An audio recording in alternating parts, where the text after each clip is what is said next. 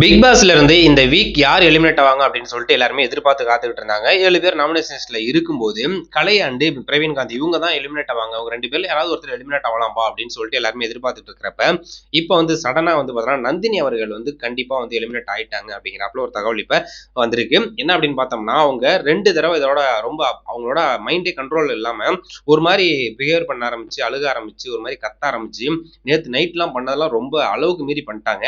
So அதனால big pass வந்து என்ன பண்ணியிருக்காங்க அப்படின்னா அவங்கள வந்து கூப்பிட்டு வச்சு பேசி பார்த்துருக்காங்க. ஏற்கனவே பேசியிருக்காங்க.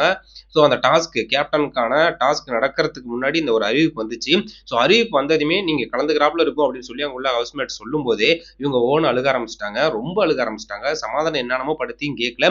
ஸோ பிக் பாஸ் தனியா கூப்பிட்டு பேசினாங்க. என்ன ப்ராப்ளம், ஏன் என்ன அப்படின்னு சொல்லிட்டு அவங்க ரொம்ப தேம்பி தேம்பி அழுகும் போதெல்லாம் மூச்சு விட முடியாத அளவுக்கு அப்படியே அழுது இது பண்றதுனால ரொம்ப ரொம்ப சைலண்டா இருங்க, கொஞ்ச நேரம் பொறுமையா இருங்க, ரொம்ப வந்து தெளிவாகுங்க, அதுக்கப்புறம் பேசுங்க, நீங்க என்ன சொல்ல வரீங்களோ சொல்லுங்கன்னா சொல்ல வரும்போதே அழுக ஆரம்பிக்கிறாங்க. அதுவும் அளவுக்கு மீறின ஒரு அழுகையா தான் இருக்கு. ஸோ அப்படி இருக்கும்போது இவங்க எப்படா அவ்வளவு நாள் வச்சு ஓட்ட போறாங்க, ஸோ உள்ளுக்கு எவ்வளவு நாள் வச்சு இவங்க இருக்க போறாங்க, எப்படி வச்சு பிக் பாஸ் நடத்த போகுது அப்படின்னு எல்லாருமே வச்சுக்கிட்டு இருந்தாங்க.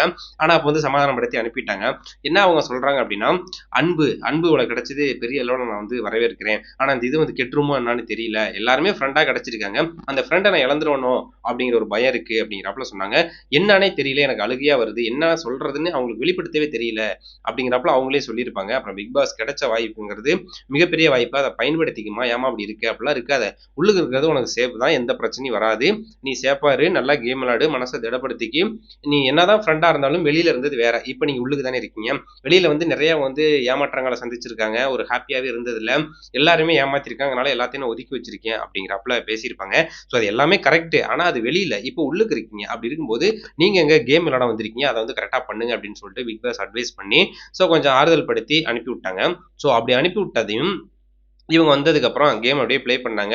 அந்த பால் பொங்குறதெல்லாம் வச்சாங்க. அதுக்கப்புறம் வந்து பார்த்துட்டீங்கன்னா, நேத்து ஒரு டாஸ்க் நடந்துச்சு. அந்த டாஸ்க்லயும் வந்து பார்த்துட்டீங்கன்னா தோத்துட்டாங்க. ஸோ அப்படி இருக்கும்போது செகண்ட் டாஸ்க் என்ன அப்படின்னு பார்த்தோம்னா, அந்த துணிய வந்து வாஷ் பண்றது.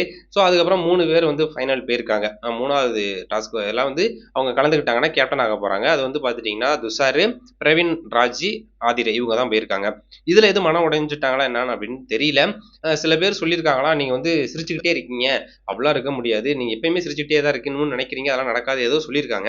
ஸோ இதை மனசுல வச்சுக்கிட்டு அவங்க அழுக ஆரம்பிச்சிட்டாங்க. அது நைட்டு 12:30க்கு மேல அழுகனால அழுக, அப்பேற்பட்ட அழுக. ஸோ அதுக்கப்புறம் எல்லாருமே சமாதானப்படுத்துறாங்க, கேட்கல, தனியா போய் ரூம்ல அழுக போறாங்க. சபரி எல்லாமே போயிட்டு என்னம்மா அழுகாதம்மா, என்னன்னு சொல்லு அப்படின்னா, இல்ல இல்ல எனக்கு வந்து பார்த்துட்டீங்கன்னா ஒண்ணு சொல்ட்டாங்க, நான் வந்து சிரிச்சுக்கிட்டே இருக்கேன் அப்படின்னு சொல்லிட்டாங்க, அதை வந்து என்னால ஏத்துக்க முடியல, தாங்க முடியல அப்படின்னு சொல்லிட்டு அழுக ஆரம்பிச்சிட்டாங்க. அழுகதா இல்லாம எந்த ஒரு சீசன்லயும் இவங்கள மாதிரி யாருமே பண்ணதில்லை அப்படிங்கிறாப்புல ஓவரா கத்த ஆரம்பிச்சிட்டாங்க. கத்துறதுனாலும் அளவுக்கு மீறி ஏதாவது ஒரு சண்டை நடந்திருக்கு, ஒரு பிரச்சனை நடந்திருக்கு, இந்த டாஸ்க் விளையாடும்போது அவனை தள்ளி விட்டாங்க, இல்லை இடிச்சு விட்டாங்க, ஸோ அதனால வந்து மனம் உடைஞ்சு போயிட்டு நீங்க வந்து கோச்சுட்டு போறீங்க, இல்லை நான் அழுகுறீங்க அப்படின்னா யாராவது சமாதானப்படுத்த வரும்போது நீ வந்து கத்தலாம், இல்லைன்னா உன்னை இடிச்சு விட்டவங்களோ தள்ளி விட்டவங்களோ இந்த கேம்ல வந்து ஏதாவது ஒன்று சொல்லிட்டாங்க, தவறா சொல்லிட்டாங்க அப்படின்னா அந்த டைம்ல அவங்க வந்து உங்களை சமாதானப்படுத்த வரும்போது நீங்க அவங்க கிட்ட இந்த மாதிரி கத்தியிருந்தா கூட ஓகே. எதுவுமே இல்லை, உன்னை சமாதானப்படுத்த வராங்க, நீ பாட்டுக்கு அழுகுற, நீ பாட்டுக்கு ஒன்று மனசை நினைச்சுக்கிட்டு அழுதுகிட்டு இருக்க, அதுவும் கத்துற, வெளியே போங்க அப்படின்னு அந்த அளவுக்கு கத்துறீங்க. கடைசியா கனி அவங்க போய் தான் வந்து பார்த்துட்டீங்கன்னா, என்னம்மா சொல்லுமா அப்படின்னு சொல்லிட்டு சாந்தப்படுத்தி அவங்கள வந்து இங்கேயே தூங்குறியா அப்படின்னு சொல்லும்போது, இல்லை இல்லை நான் பெட்ல படுத்துக்கிறேன் அப்படின்னு சொல்லிட்டு வந்துட்டாங்க. இருந்தாலுமே வந்து பார்த்தீங்கன்னா அழுதுகிட்டே இருக்காங்க. அப்படி இருக்கும்போது ஸோ அப்புறமேல் எல்லாருமே பேசும்போது கண்டஸ்டன்ட்லாம் கனி எல்லாருமே சொல்றாங்க, எஃப்ஜே எல்லாருமே அவங்க வந்து பார்த்துட்டீங்கன்னா சின்னதாக ஏதாவது சின்னதாக விளையாட்டுக்காக சொன்னா கூட அதை வந்து அவங்க பெருசா எடுத்துக்கிட்டு பெரிய அளவில் வந்து பார்த்துட்டீங்கன்னா அவங்க வந்து ஒரு மாதிரி டிப்ரெஷனாகவே அழுக ஆரம்பிச்சிடுறாங்க. அது என்னன்னு தெரியல. அவங்க ஒரு மாதிரி அவங்களுக்கு வந்து என்ன சொல்றதுனே தெரியல. அதனால அவங்கள்ட்ட எதுவுமே கண்டுக்காதீங்க, சொல்லாம இருங்க அப்படிங்கிறாப்புல சொல்லிட்டு இருக்கும்போது அங்க உள்ள கண்டஸ்டன்ட் எல்லாமே சொல்றாங்க, எஃப்ஜே முதற்கொண்டு எல்லாருமே, ஆதிரே எல்லாருமே சொல்றாங்க, இது வந்து இப்போ வந்து 1 வீக்ல பெரிய லெவலில் டாஸ்க் போகல, 1 வீக்லயே இவ்வளோ பெரிய ப்ராப்ளம்லாம் வந்துட்டு இருக்கு. அப்படி இருக்கும்போது இதுக்கே வந்து இவங்க இந்த அளவுக்கு அழுகுறாங்க அப்படின்னா இன்னும் உள்ளுக்கு போக போக வந்து பிக் பாஸ் நாட்கள் அதிகரிக்க அதிகரிக்க டாஸ்க்லாம் டஃபா இருக்கும். அப்போ எப்படி அவங்க சமாளிப்பாங்க? சண்டை வரும், ஏத்தி பேசுறாப்புல இருக்கும், யார் யாரெல்லாம் சரியா பண்ணல அப்படின்னு சொல்லிட்டு சொல்றாப்புல இருக்கும், இவங்கெல்லாம் வெளியேறணும், இவங்களுக்குலாம் அந்த என்னென்னமோ முத்திரையெல்லாம் குத்துவாங்க பார்த்தீங்களா? ஸோ அந்த மாதிரி இதெல்லாம் கொடுக்கும்போது சின்ன விஷயம் ஒண்ணுமே சொல்லாததுக்கெல்லாம் இந்த அளவுக்கு அழுகும்போது அந்த மாதிரிலாம் வரும்போது அவங்க என்ன பண்ணுவாங்க? எல்லா டைம்ல நீங்க போய் சொல்லிட்டு இருக்க முடியுமா? இல்லை எல்லா டைமும் இப்படி அழுகுறாங்களே அப்படின்னு சொல்லிட்டு அவங்க வந்து சாந்தமா விட முடியுமா? அவங்க பாட்டு கம்முன்னு இருக்குன்னு விட முடியுமா? முடியாது இல்ல. ஸோ அதை வந்து பார்த்துட்டீங்கன்னா மென்ஷன் பண்ணியிருக்காங்க. அப்படி இருந்துமே அவங்க வந்து பார்த்தீங்கன்னா அதை தொடர்ந்து பண்ணிட்டே இருக்கனால பிக் பாஸ் இந்த வீக்கோட இவங்களை அனுப்புறது தான் பரவாயில்ல அப்படிங்கிறாப்புல சொல்லியிருக்காங்க. ஏற்கனவே ஜிபி முத்து அப்படிதான் வந்துட்டு என்னால இருக்க முடியாது. நான் போயே ஆகணும். என்னால இருக்க முடியாது. ஆஹா! ஓஹோன்னு சொல்லிட்டு ஒரு பெரிய ஆர்ப்பாட்டம் பண்ணி, ஆட்டோமேட்டிக்கா போயிட்டாரு. ஆனா, அவர் வெளிய போகணும் அப்படின்னு சொல்லிட்டு போயிட்டாரு. என்னால இருக்க முடியல. ஏதோ பண்றாப்புல தோணுது. இப்படி பண்ணுது, அப்படி பண்ணுதுன்னு ஜிபி முத்து பண்ணாரு. அதே மாரி பரணி அவர்கள் பண்ணியிருக்காரு. இதுக்கு மேல அங்க இருக்க முடியாதுடா அப்படின்னு சொல்லிட்டு, ஜூலி, அதுக்கப்புறம் இன்னும் 2, 3 பேர்லாம் பண்ணியிருக்காங்க. ஸோ அவங்கலாம் பண்ணி அந்த இடத்துல இருந்து வெளிய போயிட்டாங்க. மதுமிதாலாம் கூட அந்த மாரி தான் பண்ணியிருந்தாங்க. ஸோ அந்த கேட்டகரியில தான் வந்து பார்த்துட்டீங்கன்னா, இவங்களும் இந்த வேலைய இப்ப ஆரம்பிச்சிருக்காங்க. ஸோ நந்தினி அவர்கள் அந்த நாள் அழுகும்போது, யாருக்குமே அவங்க வந்து அந்த சொன்னாங்க.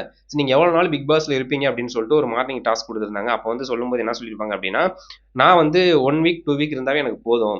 நந்தினி அப்படிங்கிறத ஒரு அட்ரஸ் பண்ணிட்டேன். என்னை எல்லாத்துக்குமே தெரியப்படுத்திட்டேன். அதுக்காக எனக்கு ரொம்ப நன்றி. நான் 1 வீக் இருந்தா கூட எனக்கு போதும். 2 வீக் இருந்தா கூட போதும். ரொம்ப நாள் இருக்கணும்னு ஆசை இல்ல. நான் வெளியில இவ்ளோ கஷ்டப்பட்டுருக்கேன். இவ்வளோலாம் நான் வந்து ஏமாந்துருக்கேன். இவ்வளோ வந்து காயப்படுத்தியிருக்காங்க. வெளியில அன்பே கிடையாது. உள்ளுக்கு வந்து இவ்வளோ அன்புகள் கிடைச்சிருக்கு. இதுவே எனக்கு போதும். என்னைய வந்து அட்ரஸ் பண்ணிட்டாங்க. அதுவே எனக்கு ரொம்ப ஹாப்பி அப்படிங்கிறப்ப தான் அவங்க வந்து சொல்லியிருப்பாங்க. ஸோ அத மனசுல வச்சுக்கிட்டு இவங்க உள்ளுக்கு வந்து இருக்க முடியல. இல்ல ஏதாவது அவங்களுக்கு டிஸ்டர்பன்ஸா இருக்கா என்னன்னு தெரியல மைண்டு. ஸோ அதனால வந்து அவங்களுக்கு ஆலோசனை குடுக்குறது கண்டிப்பா கட்டாயம் அப்படிங்கிற ஒரு சூழ்நிலை தான் இருந்துச்சு. நாள் அப்படி அழுவும்போதே. அப்படி இருக்கும்போது நைட்டும் வந்து பார்த்தீங்கன்னா 12:30க்கு மேல இந்த மாரி ஒரு இதா பண்ணும்போது, இன்னும் போக போக ரொம்ப டஃப்பா இருக்கும். அப்புறம் விஜய் சேது சார்லாம் கேள்வி கேட்பாரு. என்னம்மா அப்படின்லாம் நெறைய அட்வைஸ்லாம் பண்றாப்புல இருக்கும். அப்புறம் ஃபைட் வரும். இதெல்லாம் தாங்க மாட்டாங்க. ஸோ அதனால அவங்கள வந்து இந்த வீக்ல யாராவது ஒருத்தர் எலிமினேட் பண்ணியே ஆகணும். அந்த எலிமினேட்ட வந்து இவங்களா போறேன்னு தான் சொல்லுவாங்க போல தெரியுது. இல்லன்னா பிக் பாஸே அனுப்பி விட்டுருவாங்க அப்படிங்கிறாப்புல தான் தோணுச்சு. ஸோ அது வந்து இப்ப ஆல்மோஸ்ட் நடந்திருக்குது அப்படிங்கிறாப்புல தான் சொல்றாங்க. கலை, சேவ், அதுக்கப்புறம் பிரவீன் காந்தி இவங்களும் வந்து பார்த்துக்கிட்டீங்கன்னா, ஆ ரொம்பவே ஓட்டு கம்மியா வாங்கியிருந்தாங்க. ஸோ அதனால அவங்க வந்து 2 பேர்ல யாராவது ஒருத்தர் எலிமினேட் ஆகலாம்பா அப்படின்னு எதிர்பார்த்துக்கிட்டு இருந்தப்ப, இவங்களே வாண்டடா வெளிய போனதுனால, ஸோ அவங்க வந்து சேஃப் அப்படின்னு தான் சொல்லணும். இன்னொன்னு ஓட்டு அடிப்படையில பார்த்தோம் அப்படின்னா, திவாகர் அவர்கள் டாப்ல இருக்காரு. 1,30,000 ஓட்டு அன்அஃபிஷியல் ஓட்டே வாங்கியிருக்காரு. அதுக்கப்புறம் ஆதிரை இன்னும் 1,00,000 கூட தொடல. ஸோ அந்த அளவுக்கு வந்து பார்த்தீங்கன்னா, திவாகருக்கு சப்போர்ட் இருக்கு. அவர் உள்ளுக்கு போகும்போது எல்லாருக்குமே ஒரு வந்து பார்த்தீங்கன்னா, அவர் மேல ஒரு அபிப்பிராயம் இருந்துச்சு. 1 வீக்ல அவர அனுப்பணும் அப்படின்னு சொல்லிட்டு. ஆனா, அவரு போய் என்ன பண்ண போறாரு? கிரிஞ்சா பண்ணிக்கிட்டு இருப்பாரு. ஏதாவது பேசிட்டு இருப்பாரு. ரொம்ப போர் அடிக்க வைப்பாரு அப்படின்னு நினைச்சுட்டு இருக்கிறப்ப, அவரும் தான் அந்த பிக் பாஸ் அந்த 1 வீக் வந்து டேக் ஓவர் பண்ணி கொண்டாந்துருக்காரு. இத அப்படியே கரெக்ட்டா கொண்டு போனாரு அப்படின்னா, 100 நாள் கூட இருக்கிறதுக்கான வாய்ப்புகள் இருக்கு அப்படிங்கிறாப்புல எல்லாருமே சொல்லிட்டு இருக்கிற தருணத்துல, ஸோ இப்படி நந்தினி வந்து பார்த்தீங்கன்னா, வாண்டடா அவங்களா ஒண்ணு நினைச்சுக்கிட்டு, அவங்களா ஒண்ணு பண்ணிக்கிட்டு வெளியேறது வந்து பார்த்தீங்கன்னா, ரசிகர்களுக்கு ஒரு அதிர்ச்சி தான் அப்படின்னு சொல்லலாம். ஸோ இவங்க வெளியேறதுனால, கலையும் சரி, பிரவீன்காந்தியும் சரி, உள்ளுக்க சேஃபா இருக்கிறது வாய்ப்புகள் அதிகம். ஸோ வெயிட் பண்ணி பார்ப்போம். நந்தினி கொஞ்சம் அவசரப்படாம இருந்திருக்கலாம். அவங்களால ரொம்ப நாள் உள்ளுக்கு இருக்கிறதுக்கான வாய்ப்புகளுமே ரொம்ப கம்மி அப்படின்னு தான் சொல்லணும். நந்தினி வெளிய வந்து அதாவது 1 வீக் இருந்தாலும் என்னைய தெரியப்படுத்திட்டாங்க. அது 106 நாள் வரலுமே வந்து பார்த்தீங்கன்னா, பிக் பாஸ் இருக்கிற வரலுமே இவங்கள பத்தின ஒரு பேச்சுகள் இருக்கும். ஸோ அதனால வந்து பார்த்துட்டீங்கன்னா, அவங்களுக்கு இதுவே போதும் அப்படின்னு நினைச்சிட்டாங்களா என்னன்னு தெரியல. இல்ல என்ன ப்ராப்ளம்னு தெரியல. கரெக்ட்டான மருத்துவ ஆலோசனை குடுத்தா கொஞ்சம் நல்லாருக்கும் அப்படிங்கிறாப்புல தான் எல்லாருமே கமெண்ட் பண்ணிட்டு இருக்காங்க. ஸோ ஒரு விக்கெட் அவுட் அப்படிங்கிறாப்புல தான் சொல்லணும். நந்தினிய பொறுத்தவரையிலும் இந்த ஷோல இருந்து ரொம்ப நாள் தாக்கு பிடிக்க முடியாத ஒரு காரணத்தினால இப்படி ஒரு முடிவு அப்படிங்கிறாப்புல. ஸோ இன்னைக்கான எபிசோடு எந்த அளவுக்கு போகும் அப்படின்னு சொல்லிட்டு தெரியல. ஆல்ரெடி உப்பு பிரச்சனைய ஸ்டார்ட் பண்ணிட்டாங்க. உப்பு பிரச்சனை ஒவ்வொரு பிக் பாஸ்லயும் வந்துகிட்டே தான் இருக்கு. இது வாண்டடா இவங்களா போட்டு ஸ்டார்ட் பண்ணி விட்டுருக்காங்க. பார்ப்போம் என்ன நடக்குது அப்படின்னு சொல்லிட்டு.